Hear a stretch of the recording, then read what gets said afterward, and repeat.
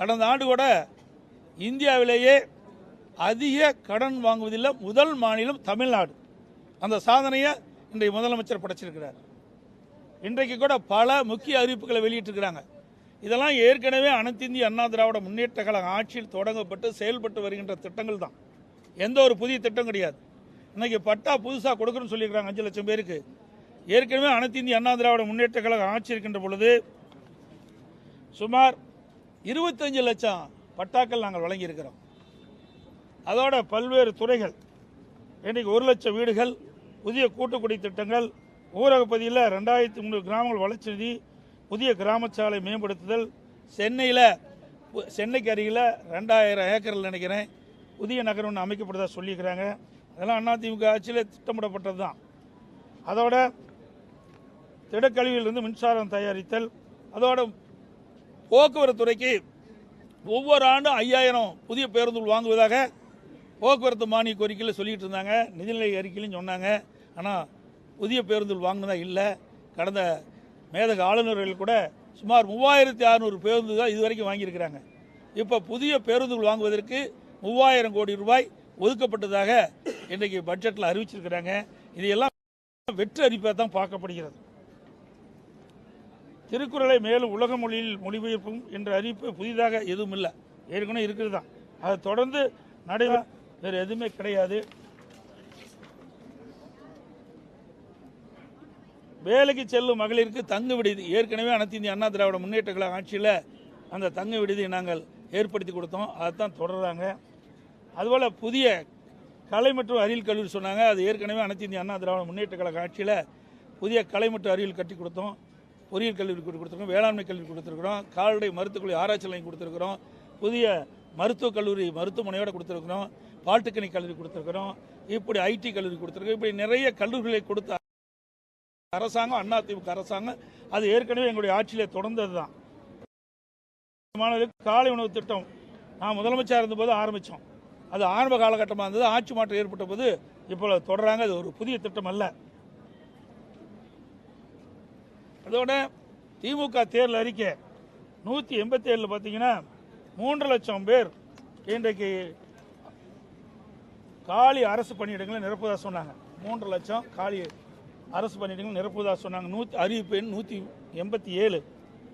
இன்று வரை 57,000 பேருக்கு தான் அரசு காலி பணியிடங்களை நிரப்பியிருக்கிறாங்க. அவர்கள் அறிவித்தது 3,50,000 அரசு காலி பணியிடங்கள் நிரப்பப்படும் என்று அறிவிப்பு கொடுத்தாங்க. அதோட அரசு சார்ந்த நிறுவனங்கள் அதில் 2 லட்சம் காலி பணியிடங்கள் அதை நிரப்புவதாக சொன்னாங்க. அதில் எந்த அறிவிப்பும் இல்லை. இப்பொழுது இருக்கின்ற அறிவிப்பு 40,000 பேர் புதிய காலி அரசு பணியிடங்கள் நிரப்புவதாக சொல்லியிருக்காங்க. ஆக 4 ஆண்டு காலமாக 57,000 பேர் தான் நிரப்பப்பட்டிருக்கிறாங்க. அதுவும் நீங்கள் பார்த்தீங்கன்னா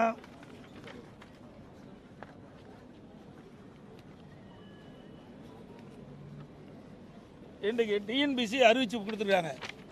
கிட்டத்தட்ட 7 முறை இந்த தேர்வு எழுதப்படும் இருக்காங்க.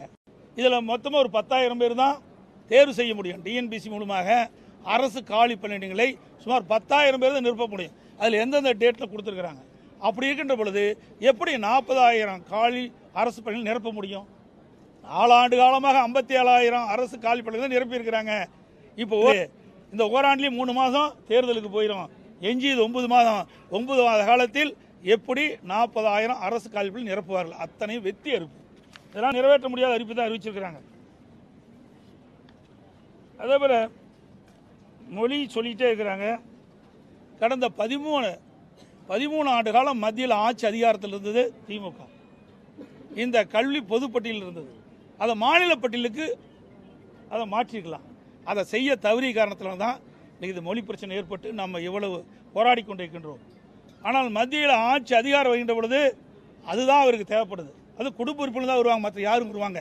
ஆகவே தமிழ்நாட்டு மக்களுடைய பிரச்சனையை அப்பொழுது இதை தீர்த்திருக்கலாம். அதுவும் தீர்க்கலை. அதோட 13 ஆண்டு காலம் மத்தியில் ஆட்சி அதிகாரம் இருக்கும்போது இன்றைக்கு பல்வேறு மாநிலங்களில் சிறப்பு நிதி பெறாங்க. அப்போ மத்தியிலையும் ஆட்சி மாநிலத்திலையும் ஆட்சி திமுக இருந்தது. அந்த காலகட்டத்தில் தமிழ்நாடு வளர்ச்சி பெற, தமிழ்நாட்டுக்கு திட்டங்கள் வர, தமிழ்நாட்டுக்கு தேவையான நிதிகள் பெற சிறப்பு நிதியை பெற்றுக்கலாம். ஏன்னா அந்த வாய்ப்பு அவர்கிட்ட இருந்தது. அதையும் விட்டுட்டாங்க. இன்றைய தினம் நாடாளுமன்ற தொகுதி மறுசீரமைப்பை பற்றி பேசிகிட்டு இருக்கிறாங்க. இது பல்வேறு மாநிலத்தில் இருக்கிற பிரச்சனை. அதை இன்னைக்கு மக்கள் மத்தியில் மிகப்பெரிய கொந்தளிப்பு ஏற்பட்டிருக்குது. திமுக அரசு மீது மக்கள் மீது கொந்தளிப்பு ஏற்பட்ட மிகப்பெரிய கொந்தளிப்பு. மக்கள் விரோத திமுக ஆட்சி அகற்றப்பட வேண்டும் என்று மக்கள் மனதில் இடம்பெற்று விட்டது. அதையெல்லாம் சரி செய்வதற்கு தான் இன்றைய தினம் புதிய அறிவிப்புகளை இவர்கள் வெளியிட்டிருக்கிறாங்க. இருந்தாலும் இந்த ஓராண்டுகள் காலத்தில் இந்த அறிவிப்பு எதுவுமே நிறைவேற்ற முடியாத சூழ்நிலை தான் இருக்குது. எப்படி நிறைவேற்ற முடியும்? 4 ஆண்டு காலம் எதுவுமே அறிவிக்கல. இப்போ 2026 தேர்தலை முன்னிட்டு புதிய அறிவிப்புகளை வெளியிட்டு மக்களை சமாதானப்படுத்தி வாக்குகளை பெறுவதற்காக இந்த அறிவிப்புகளை வெளியிட்டிருக்கிறாங்க. இத்தனையும் இந்த அறிவிப்புகள் அத்தனையுமே வெற்றி அறிவிப்பாக தான் பார்க்கப்படுகிறது.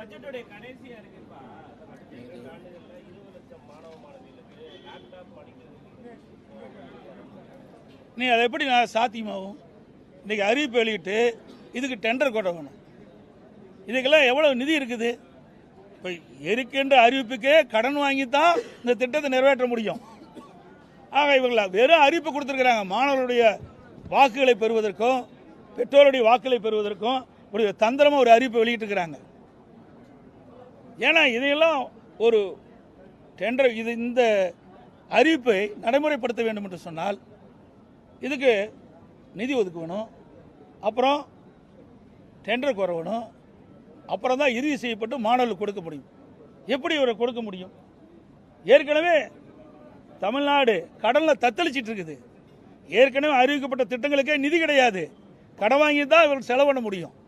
அப்படிப்பட்ட சூழ்நிலையில் இந்த அறிவிப்புகள்லாம் வெற்று அறிவிப்பாக தான் பார்க்கப்படுகிறது. இவர்கள் அறிவிக்கின்ற தற்போது பட்ஜெட்டில் அறிவிக்கப்பட்ட அறிவிப்புகள் எதுவுமே நிறைவேற்றப்பட முடியாத ஒரு சூழ்நிலை தான் இருக்குது.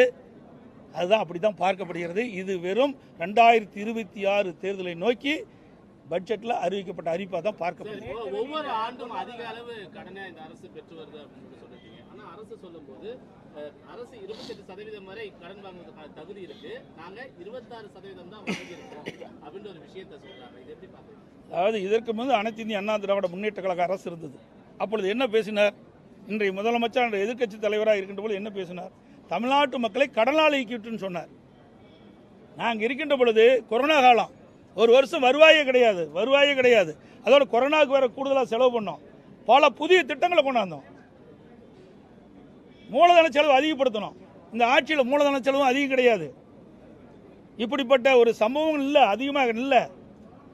அப்படிப்பட்ட நிலையில் கூட கடந்த ஆண்டு 2024 ஆண்டு 3,54,000 கோடி கடன் வாங்கிட்டாங்க. வருவாய் 1,10,000 கூடுதலாக இருக்குது. வருவாய் அதிகரிச்சிருக்குது, கடன் அதிகரிச்சிருக்குது, புதிய திட்டங்கள் எதுவும் வரல. அப்போ நிர்வாக திறமையற்ற ஒரு அரசாங்கம் தான் நடந்துகிட்டு இருக்குதான் மக்களுடைய பார்வைக்கு தெரிகிறது. இதுதான் யதார்த்த உண்மை. நாளைக்கு நிதிநிலை அறிக்கை பற்றி தெளிவாக சொல்லப்படும். ஆமாம், இதையெல்லாம் அதுதான் மாற்ற முடியும். வேற எது மாற்ற முடியும்? ஏதாவது ஒரு மாற்றத்தை கொண்டாந்து பேசுகிற பொருள் ஆக்கணும். ஏன்னா அவர் செஞ்ச தப்புகளை மறைப்பதற்கு இப்படிப்பட்ட லோகோ வெளியிட்டிருக்கிறாங்க.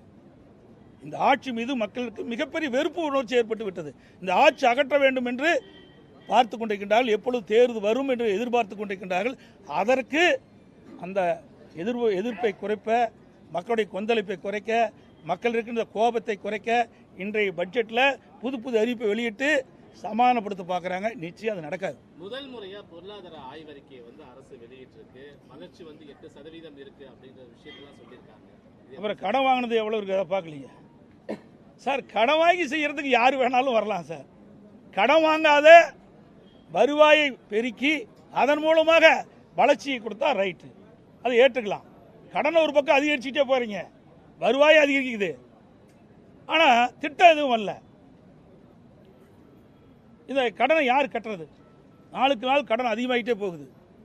கடன் வாங்கி தான் அரசாங்கம் நடத்த வேண்டிய சூழ்நிலைக்கு இந்த அரசாங்கம் தள்ளப்பட்டு விட்டது. கடன் வாங்கித்தான் சம்பளமே கொடுக்க முடியும், அரசு ஊழியருக்கு உண்டான சம்பளம் கொடுக்க முடியும். அதோட அறிவிக்கப்பட்ட திட்டங்கள், ஏற்கனவே நடைமுறை இருக்கிற திட்டங்கள் எல்லாத்துக்குமே கடன் வாங்கி தான் செயல்படுத்த முடியும் அவலநிலை இந்த ஆட்சியில் பார்க்கப்படுகிறது. ஒரே வரியில் சொல்லணும்னா இந்த பட்ஜெட் வெற்று அறிவிப்பு விளம்பரத்திற்காக போடப்பட்ட பட்ஜெட்டாக தான் பார்க்கப்படுகிறது. சார், இந்த இடி ரைட்ல டாஸ்மாக் 1000 கோடி ரூபாய், அதாவது நான் ஏற்கனவே சொன்னேன், நான் வந்து சொல்லிட்டு போயிட்டேன், அதை மீண்டும் எதுக்கு சொல்லுவானே. நீங்கள் பார்த்தீங்கன்னா அதில் 1000 கோடிக்கு அமலாக்கத்துறை அறிவிச்சிருக்கிறாங்க. 1000 கோடி ஊழல் முறைகேடுகள் நடைபெற்றதாக அமலாக்கத்துறையுடைய அறிவிப்பு. அதில் வந்து இடி டாஸ்மாக் மற்றும் அதனுடன் தொடர்புடைய நிறுவனங்கள் நபர்கள் மீது PMLA 2002 சட்டத்தின் கீழ் 6/3/2025 அன்று தமிழ்நாட்டின் பல மாவட்டங்களில் சோதனை நடத்தப்பட்டிருக்குது. டாஸ்மாகை சுற்றியுள்ள பல்வேறு குற்றச்சாட்டுகள் அடங்கிய FIR அடிப்படையில் இடி இந்த விசாரணை தொடங்கி இருக்குது. குற்றச்சாட்டுகள் MRP விட கூடுதலாக வசூலித்த டாஸ்மாக் கடைகள், உத்தியோகஸ்தர்களுக்கு மதுபான நிறுவனங்கள் வழங்கிய லஞ்சம், பணியிட மாற்றங்களுக்கு லஞ்சம், இதையெல்லாம் அவர்கள் கண்டுபிடிச்சதாக அறிவிப்பு வந்திருக்குது. சோதனையின் போது டாஸ்மாக் அலுவலகங்களில் பணியிட மாற்றங்கள், போக்குவரத்து டெண்டர்கள், பார் உரிமம் டெண்டர்கள், தனிப்பட்ட நிறுவனங்களுக்கு உளவுத்துறை ஆணைகள் உள்ளிட்ட ஆவணங்கள் மீட்கப்பட்டிருக்கின்றன. டாஸ்மாக் கடைகள் ஒரு பாட்டிலுக்கு ரூ. 10 to 30 வரை அதிகமாக வசூலித்த விவரங்களும் அதிகாரிகள் ஈடுபட்டு அந்த சோதனையில் கண்டறியப்பட்டதாக செய்தி வெளிவந்துள்ளன. போக்குவரத்து டெண்டர் மோசடியில் விண்ணப்பத்தாரின் KYC விவரங்களும் DDயுமாக பொருத்தமாக இல்லை என்பதையும் அதில் செய்தி வெளியிட்டிருக்காங்க. ஒரே விண்ணப்பத்தாருடன் டெண்டர் ஒதுக்கீடு செய்யப்படாமல் ஆண்டுக்கு 100 கோடிக்கு மேலான செலவு செய்யப்பட்டதும் வெளிச்சத்துக்கு வந்துள்ளது. பார் உரிமம் டெண்டர்களில் GST பேன் இல்லாதவர்களும் முறையான KYC இல்லாதவர்களும் டெண்டர் பெற்றுள்ளனர் என்பதும் இந்த சோதனையில் கண்டுபிடிக்கப்பட்டதாக செய்தி வெளிவந்துள்ளன.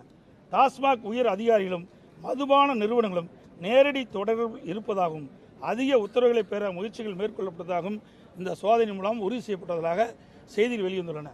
மேற்கண்ட அனைத்து நடவடிக்கைகளும் PMLA 2002 மற்றும் ஊழல் தடுப்பு சட்டம் 1988 ஏற்ப குற்றச்செயலாக இடி உறுதி செய்துள்ளதாக அறிவிப்பு அமலாக்கத்திலிருந்து வெளியிடப்பட்டது.